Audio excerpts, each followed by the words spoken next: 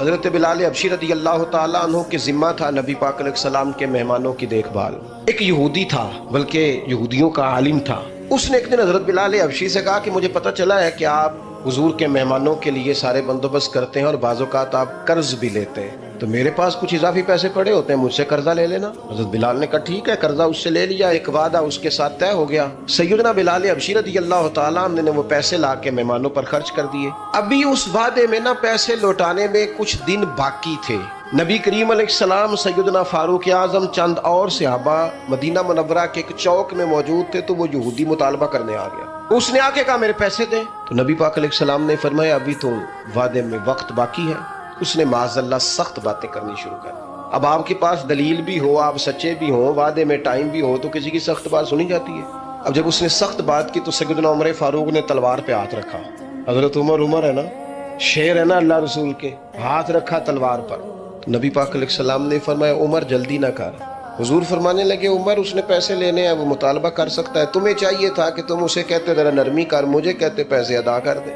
حضور فرمانے لگے اب اس طرح کرو، اس کے ساتھ جاؤ، فلاں جگہ کھجوریں پڑی ہیں، جتنا اس کا قرض ہے اتنی کھجوریں تول کے دے دو، اور یہ جو تم نے تلوار پہ ہاتھ رکھا ہے نا، اسے ڈرایا ہے، تھوڑی کھجوریں زیادہ بھی دے دینا۔ حضرت عمر ساتھ لے گئے، کھجوریں تول کے دی۔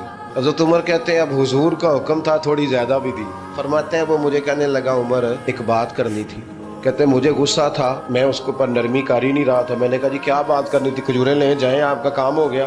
کہتے ہیں وہ کہنے لگا عمر میں یہودیوں کا عالم ہوں، تورات جانتا ہوں، میں نے نا تورات میں آخری نبی اللہ کے محبوب علیہ السلام کی جتنی شانیں پڑھی تھی نا، وہ ساری رسول پاک میں موجود ہے۔ ایک شان میں نے یہ حضور کی پڑھی تھی کہ وہ بڑے حلیم ہوں گے، ان کے مزاج میں کمال حوصلہ ہوگا، اور جتنا جتنا کوئی جہالت کرتا جائے گا محبوب کی بردباری اتنی بڑھتی جائے گی۔ عمر میں نے جان بوجھ کے قرضہ دیا تھا، باقی ساری شانیں دیکھ لی تھی، یہ میں دیکھنا چاہتا تھا، میں نے قرضہ بھی جان بوجھ کے دیا، وقت سے پہلے بھی جان بوجھ کے آیا، سخت باتیں بھی معاذ اللہ کی، لیکن جب رسول پاک صلی اللہ علیہ وسلم کی بردباری، حوصلہ اور وفاداری دیکھی تو عمر اب تو مہربانی کرنا، مجھے لے چلنا، نبی پاک سے معافی بھی لے کے دے دے اور رسول پاک کا کلمہ بھی پڑھوا دے۔